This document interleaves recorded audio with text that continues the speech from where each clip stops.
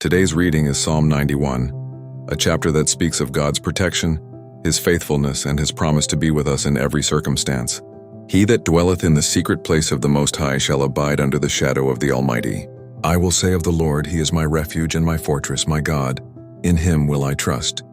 Surely He shall deliver thee from the snare of the fowler, and from the noisome pestilence. He shall cover thee with His feathers, and under His wings shalt thou trust. His truth shall be thy shield and buckler. Thou shalt not be afraid for the terror by night, nor for the arrow that flieth by day, nor for the pestilence that walketh in darkness, nor for the destruction that wasteth at noonday. 1,000 shall fall at thy side, and 10,000 at thy right hand, but it shall not come nigh thee. Only with thine eyes shalt thou behold and see the reward of the wicked. Because thou hast made the Lord, which is my refuge, even the Most High, thy habitation.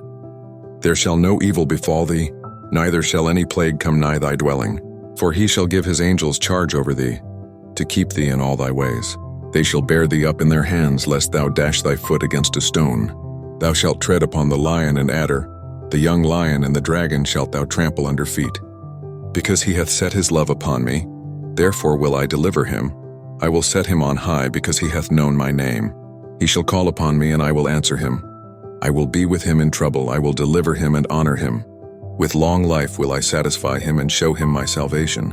Today's reading is Psalm 91, a chapter that speaks of God's protection, His faithfulness, and His promise to be with us in every circumstance. This psalm is often called the soldier's psalm or the psalm of protection, because it reassures us that no matter what dangers surround us, the Lord Himself is our shield and refuge. The opening verses remind us that whoever dwells in the shelter of the Most High will rest in the shadow of the Almighty.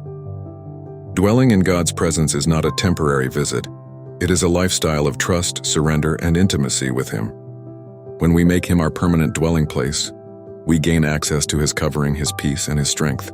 The psalm paints vivid pictures of God's protection, a refuge and fortress, a place of safety when the world feels unstable. Feathers and wings, a tender image of God's care, like a mother bird shielding her young. A shield and rampart, strong defenses against the attacks of fear, sickness, or evil. It also reminds us that God's protection is not just symbolic. He commands His angels to guard us in all our ways. This means that even in unseen battles, His heavenly hosts are at work on our behalf. The psalm doesn't deny that trouble exists.